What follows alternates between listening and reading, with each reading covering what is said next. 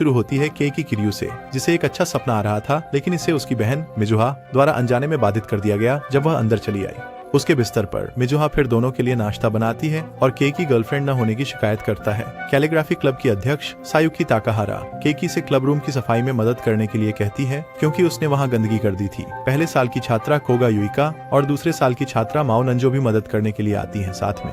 मिजुहा जो सफाई का आनंद लेती है। जैसे ही वे क्लब रूम की सफाई खत्म करते हैं, सभी लड़कियां चली जाती हैं और केकी किरयू सफाई के सामान लौटाने जाता है। उसने चारों ओर इतने खुश जोड़ों को देखकर गुस्से में बड़बड़ाया। क्लब रूम में लौटने पर केकी को एक प्रेम पत्र और एक छोटा सा उपहार मिलता है जो उसके लिए लिखा होता है।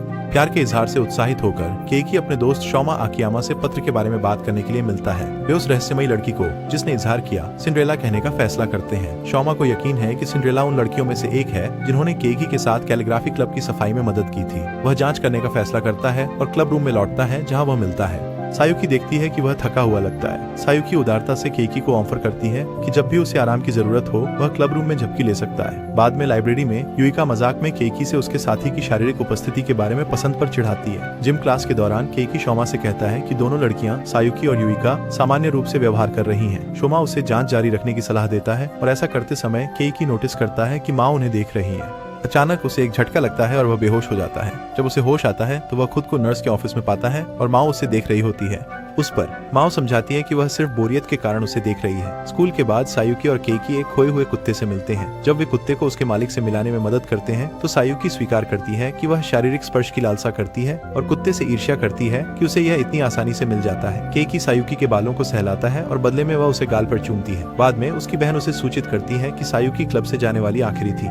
कमरे में, जिससे केकी उलझन में है कि प्रेम पत्र के संबंध में उससे कैसे बात की जाए। केकी यह तय नहीं कर पा रहा है कि सायुकी और प्रेम पत्र वाली स्थिति को कैसे संभाले। हालांकि सायुकी उसे अपने आप से बात करते हुए सुन लेती है और गलतफहमी में सोचती है कि केकी उससे अपने भावनाओं का इजहार कर रहा है। परिणाम स्वरूप वह उसके साथ डेट पर जाने के लिए सहमत हो जाती है। उनकी डेट के दौरान सायुकी केकी का कैलीग्राफी क्लब में शामिल होने के लिए आभार व्यक्त करती है, जिसे नए सदस्यों की कमी के कारण बंद होने का खतरा था। सदस्यों को आकर्षित किया। वह क्लब को पुनर्जीवित करने में मदद करने के लिए उसका धन्यवाद करती है। जब सायुकी अपनी डेट के दौरान अचानक शर्मिंदगी महसूस कर भाग जाती है तो केकी उसके प्रति सायुकी की सच्ची भावनाओं पर संदेह करने लगता है। उनके डेट के बाद सायुकी उसे नजरअंदाज करने लगती है, जिससे केकी और भी अधिक उलझन में है। माँ उसे कुछ रोमांटिक सलाह देती है कि कैसे सायुकी का सामना करे, इसलिए वह स्कूल के बाद उसका पीछा करने का निर्णय लेता है ताकि सच्चाई का पता लगा सके। केकी सायुकी का सामना करता है, उसे बताता है कि उसे उसका राज्य पता है। सायुकी जवाब में पूछती है कि क्या वह उसके रहस्य को जानने के बावजूद उसे स्वीकार कर सकता है। केकी आत्मविश्वास से सहमत हो जाता है और सायुकी उसे अगले दिन क्लब रूम में मिलने के लिए आमंत्रित करती है। क्लब रूम में सायुकी केकी से स्वीकार करती है कि वह उसकी पालतू बनना चाहती है और यह भी बताती है कि वह एक कट्टर मसोचिस्ट है। केकी को एहसास होता है कि सायुकी कुत्तों से ईर्ष्या करती है, क्योंकि उनके पास मालिक होते हैं जो उनकी देखभाल कर सकते हैं। केकी सिंड्रेला की खोज फिर से शुरू करता है और इस संभावना पर विचार करता है कि हो सकता है वह लड़की छिपी हुई थी जब उसने वह पत्र खोजा था। इससे उसे लगता है कि क्लब रूम से आखिरी जाने वाली लड़की शायद सिंड्रेला नहीं थी। बाद में पुस्तकालय में केकी और युइका दोनों सामने काम कर रहे हैं।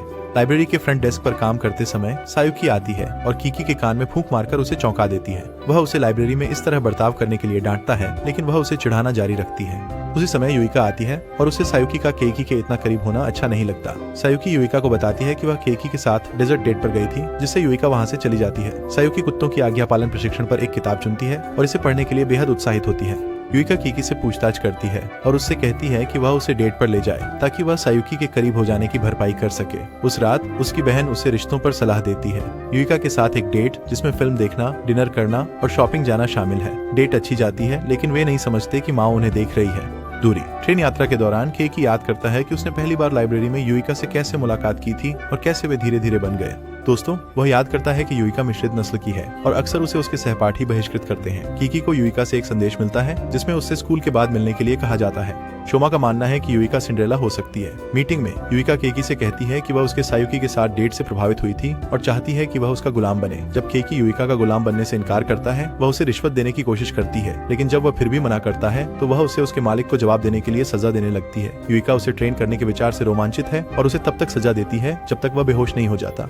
अगले दिन केकी को उसके लॉकर में फिर से युइका से एक उपहार मिलता है, जो पिछले दिन उसकी अस्वीकृति के बावजूद उसे अपना दास बनाने की कोशिश कर रही है। वह बताती है कि वह उसे एक अनोखे और विशेष व्यक्ति के रूप में देखती है और उसे अपना व्यक्तिगत सेवक बनाना चाहती है। बाद में युइका एक प्यारी कविता सुनाती है, जिसमें एक राजकुमारी अपने राजकुमार को तहखाने में बंद कर देती है, क्योंकि वह उससे बहुत प्यार करती है। कविता का अंत इससे होता है कि राजकुमार अपने प्यार के कारण एक सेवक की भूमिका स्वीकार कर लेता है राजकुमारी के लिए। हालांकि ये केकी को असहज कर देता है और वह जल्दी से वहां से भाग जाता है। जब केकी अपने लॉकर में जाता है तो उसे उसकी और सायुकी की एक फोटो मिलती है, जिसे ब्लैकमेल के लिए इस्तेमाल किया जा सकता है। फिर सायुकी केकी को चेतावनी देती है कि अगर वह क्लब से बचता रहा तो वह फोटो जारी कर देगी। कमरा कौन नौकरानी की पोशाक पहने हुए है और हथकड़ी लगी हुई है। उसने चाबी गिरा दी और केकी से उसे हथकड़ी से छुड़ाने के लिए कहा। केकी जाने की कोशिश करता है, लेकिन सायुकी उससे अनुरोध करती है कि वह उसकी मदद करे, क्योंकि उसे बाथरूम जाना है। अनिच्छा से वह उसे हथकड़ी से मुक्त कर देता है और वह उसे कसकर गले लगाती है। उसका अपनी खुशबू उस पर छोड़ने का मन करता है। वह अपनी निराशा व्यक्त करती है कि वह उसे नजरअंदाज कर रहा है और फिर से उसे अनुरोध करती है कि वह उसका मालिक बने। केकी अपने नैतिक द्वंद्व से जूझता है, लेकिन अंततः कमरे से बाहर जाने का निर्णय लेता है। केकी फिर से शिमा से मिलता है, जो सुझाव देती है कि माओ अभी भी सिंड्रेला हो सकती है, क्योंकि वह हमेशा केकी को घूरती रहती है। केकी इस संभावना पर विचार करता है और माओ को उन्हें घूरते हुए देखता है।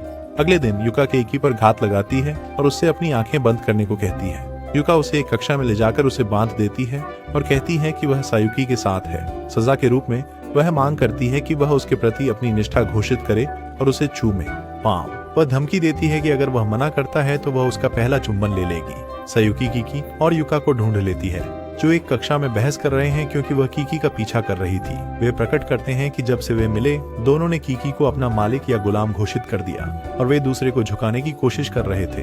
उनके साथ माओ हस्तक्षेप करती हैं और केकी को उसके व्यवहार के लिए डांटती हैं, उस पर लड़कियों के बहुत करीब आने का आरोप लगाती हैं। अगले दिन माओ केकी से थोड़ा दूरी बनाकर रहती है। युका अपने कार्यों के लिए माफी मांगती है और सुझाव देती है कि केकी को माओ के साथ सुलह करनी चाहिए। सायुकी माफी मांगती है और केकी को बात करने के लिए प्रेरित करती है। वह माओ के पास सुलह करने के लिए जाता है। केकी उनकी दोस्ती की बात करता है और माओ उसे एक एहसान करने के लिए कहती है कि वह उसके और शुमा के साथ समय बिताए। आर्केड में माओ कुछ तस्वीरें लेती है जब शुमा लगभग केकी पर गिर जाता है। शुमा के जाने के बाद माओ केकी को उसके साथ समय बिताने के लिए धन्यवाद देती है और उनके संबंध को एक के रूप में मजबूत करने की अपनी इच्छा व्यक्त करती है। हालांकि केकी प्रतिक्रिया देने से पहले ही तेज बारिश होने लगती है और वे आश्रय की तलाश करने लगते हैं। माओ के छींकने के बाद केकी उसके लिए गर्म कोको लेने के लिए जाता है, लेकिन जब वह लौटता है तो देखता है कि माओ अपने फोन पर शुमा को देख रही है।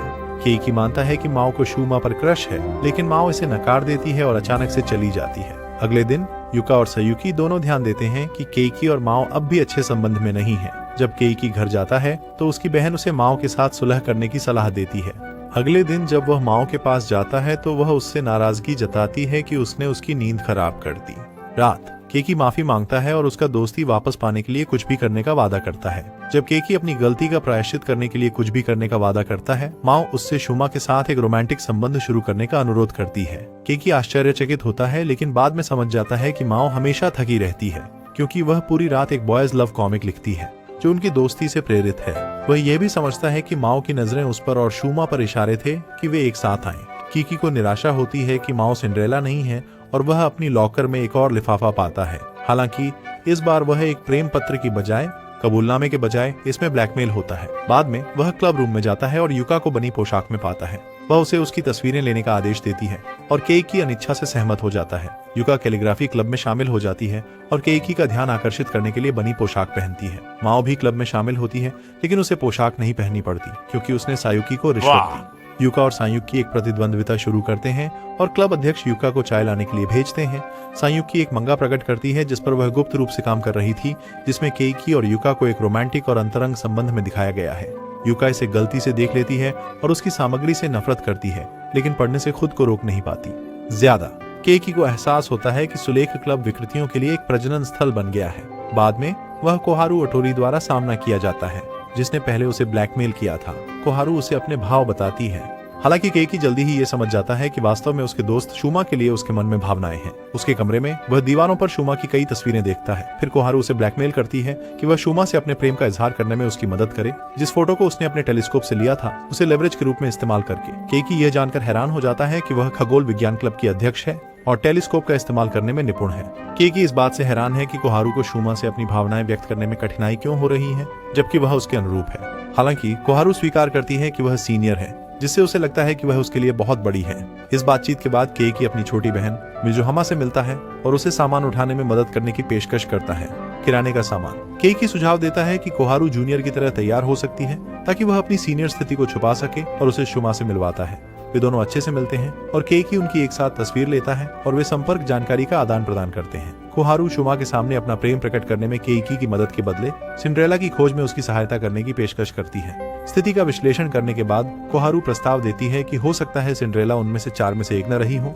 संदेह नहीं करती बल्कि एक बाहरी व्यक्ति के बारे में सोचती है जो उसी दिन क्लब भवन के पास था। वह सुझाव देती है कि एक 5वीं सिंड्रेला उम्मीदवार हो सकती है और केकी को इस संभावना पर विचार करने के लिए प्रोत्साहित करती है। केकी अपनी जांच जारी रखने के लिए क्लब रूम में जाता है और युका को नौकरानी की पोशाक में पाता है। प्रगति की कमी से निराश होकर वह कमरे से बाहर निकल जाता है। जैसे ही वह गलियारे में चल रहा होता है, वह छात्र संघ के उपाध्यक्ष अयानो फुजिमोटो से टकरा जाता है। काउंसिल। वे गलती से एक समझौता करने वाली स्थिति में गिर जाते हैं और अयानो यह प्रकट करती है कि वह उनकी ओर आकर्षित है।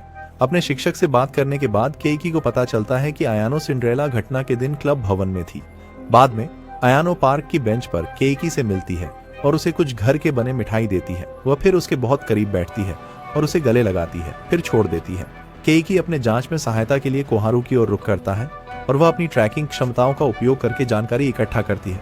वह पता लगाती है कि अयानो अक्सर छात्र परिषद के काम के लिए क्लब रूम जाती है और आमतौर पर एक आरक्षित और भावहीन व्यक्ति है। बाद में केकी क्लब रूम की ओर वापस जाता है जहाँ वह युइका से मिलता है और अनजाने में उसके द्वारा सेट किए गए जाल में फंस जाता है।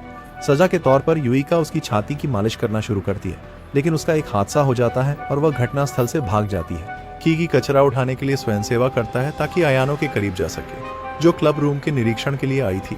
बजट सायुकी यह सुन लेती है और स्वयं सेवक बन जाती है।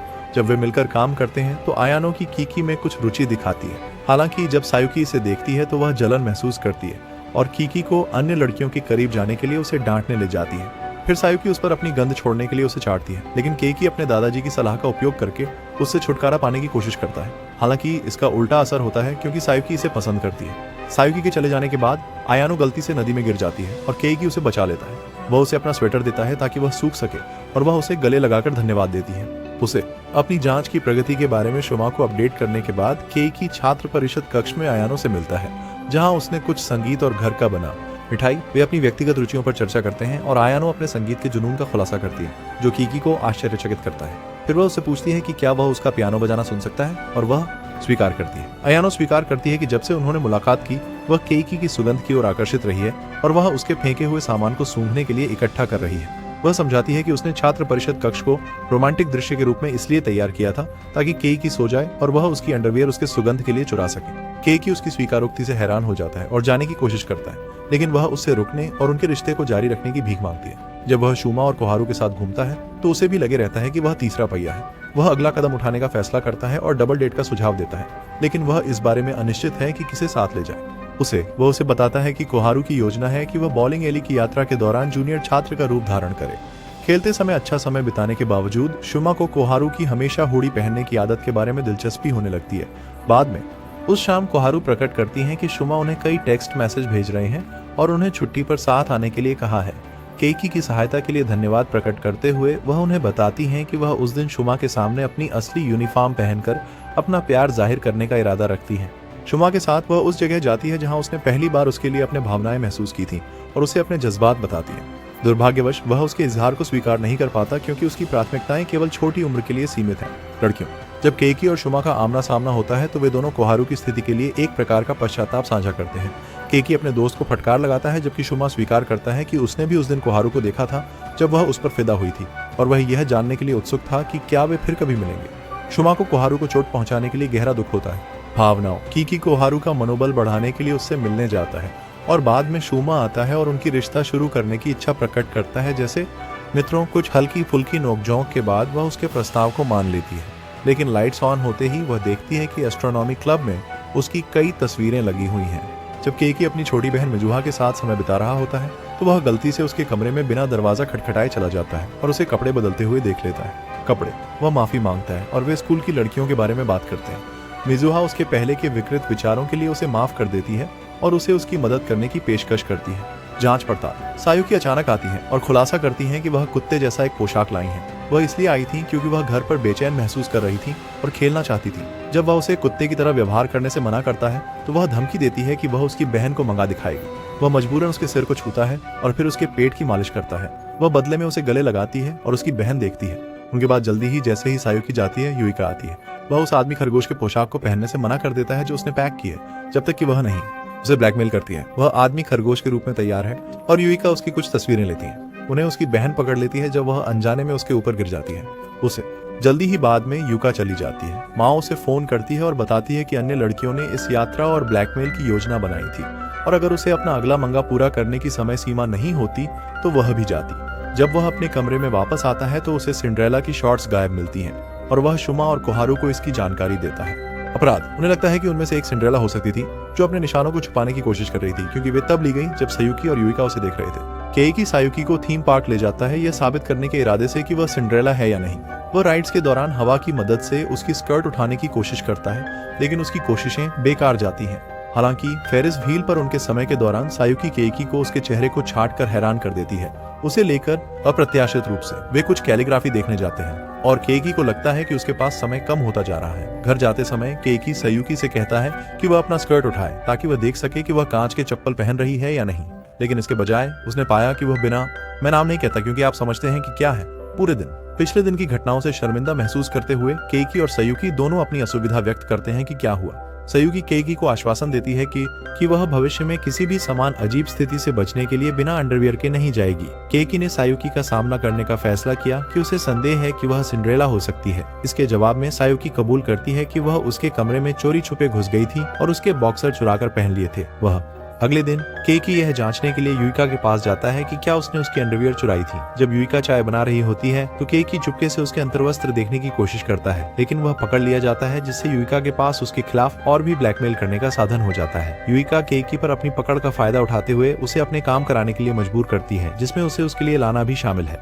खाना, केइकी उससे छुटकारा पाने का तरीका खोजने के लिए दृढ़ है, लेकिन उसकी कोशिशें कम ही सफल होती हैं। एक दिन युइका मांग करती है कि केइकी उसकी डेट पर बटलर बने और शॉपिंग ट्रिप पर उसका साथ दे। जब वे एक साथ होते हैं, युइका नहाने जाती है और मकड़ी देखकर केइकी को सहायता के लिए बुलाती है। हालांकि जब उसे पता चलता है कि केइकी बाथरूम में घुस आया है तो वह गुस्से में आ जाती है और फेंक देती है। युइका के बटलर के रूप में सेवा करते समय केइकी को पता चलता है कि उसने उसकी एक जोड़ी बॉक्सर भी ले ली थी, जिसका वह ब्लैकमेल से मुक्त होने के लिए लाभ उठाता है। केइकी अपनी खोज साझा करता है शुमा, जो हाल ही में कोहारू के साथ एक डेट से लौटे हैं और उन्हें पता चला कि वह उनकी दैनिक गतिविधियों का विस्तृत रिकॉर्ड रख रही थी। वह माओ से मिलते हैं जो एक महत्वाकांक्षी मंगा कलाकार है। केइकी उसकी मंगा के लिए पोज देने के लिए सहमत हो जाते हैं और उसके एक पात्र के लिए मॉडल बन जाते हैं। बाद में माओ खुलासा करती हैं कि उनके संपादक ने उन्हें एक शोजो मंगा लिखने के लिए कमीशन दिया था और उन्हें प्रेरणा की जरूरत है। संबंधों, वह प्रस्ताव करती है कि वह केइकी की प्रेमिका बन जाए ताकि वह उसकी प्रतिक्रियाओं से प्रेरणा प्राप्त कर सके। छात्र परिषद के काम के एक लंबे दिन के बाद अयानो साइकी से गर्मजोशी से गले मिलने के लिए मिलती है। उसके सेट से आराम और शांति की तलाश करती है। केइकी शुमा और कोहारू को आमंत्रण देता है कि वे शामिल हों उसे, लेकिन वे दोनों मना कर देते हैं। हालांकि केइकी कोहारी द्वारा ली गई एक तस्वीर पर समय राशि देखता है और सिंड्रेला की असली पहचान को आखिरकार उजागर करने की योजना बनाता है। केइकी एक पूल पार्टी आयोजित करता है जिसमें कैलीग्राफी क्लब की सभी लड़कियों और अपनी बहन को आमंत्रित करता है। पूल में केइकी के साथ स्लाइड पर जाने के लिए सायुकी और युइका के बीच एक मजेदार प्रतियोगिता होती है। पानी की बंदूकतः युइका जीत जाती है, लेकिन वह स्लाइड को बहुत डरावना पाती है। पूल में उनके समय के दौरान सायुकी की लहरों में एक दुर्घटना हो जाती है। पूल में माओ लगभग फिसल और गिर जाती है। मिजुहा, जिसे पैर में खिंचाव है, इंडोर पूल में आराम कर रही है। केइकी मदद की पेशकश करता है और उसे पूल से बाहर ले जाता है, जिससे बचपन में पैर में चोट लगने पर उसे उठाने की यादें ताजा हो जाती हैं। जब वे बात कर रहे होते हैं तो मिजुहा उल्लेख करती है कि उसने माओ का मांगा देखा जिसमें केइकी और शुमा के चित्रण थे और वह केइकी को यह आश्वासन देती है कि अगर उसे पुरुषों के प्रति प्राथमिकता है तो भी वह उसे स्वीकार करती है। कोहारू के पार्ट टाइम जॉब पर जाने के दौरान केइकी को पता चलता है कि वह सबसे प्यारे प्रेम निवेदन की प्रतियोगिता आयोजित कर रही है। सभी लड़कियां, जिनमें सायुकी, युइका, माओ और मिजुहा शामिल हैं, प्रतियोगिता में भाग लेती हैं। सायुकी पहले प्रपोज करती है और उसका प्रपोजल उसे 92 अंक दिलाता है। युइका और माओ दोनों थोड़ा अधिक अंक प्राप्त करती हैं, क्रमशः 25 और 98 अंक। हालांकि जब मिजुहा अपने पारिवारिक प्रेम का इजहार करती है तो उसका इजहार आश्चर्यजनक 120 अंक प्राप्त करता है, जो सभी अन्य लड़कियों के इजहारों से अधिक है। केकी स्वीकार करता है कि स्विमिंग पूल की यात्रा वास्तव में एक जाल था जो उसने, कोहारू और शुमा ने मिलकर सिंड्रेला को पकड़ने के लिए लगाया था। उनका यह अनुमान था कि सिंड्रेला ने केकी के बॉक्सर्स लेकर अपने बैग में छुपा दिए होंगे, इसलिए सभी लड़कियों को पूल में बुलाकर आउटिंग के दौरान उन्होंने उम्मीद की थी कि सिंड्रेला स्विमसूट बदलने के बाद चोरी किए गए बॉक्सर्स पहनते हुए पकड़ी जाएगी। केकी बताते हैं कि शुमा और कोहारू की एक फोटो में मिजुहा क्लब रूम के क्षेत्र में पकड़ी गई थी जब सफाई। ये उसे निष्कर्ष पर पहुंचाने के लिए प्रेरित करता है कि मिजुहा ही वो व्यक्ति थी जिसने उसके लॉकर में प्रेम पत्र रखा था और हमेशा से उसकी गुप्त प्रशंसक रही है।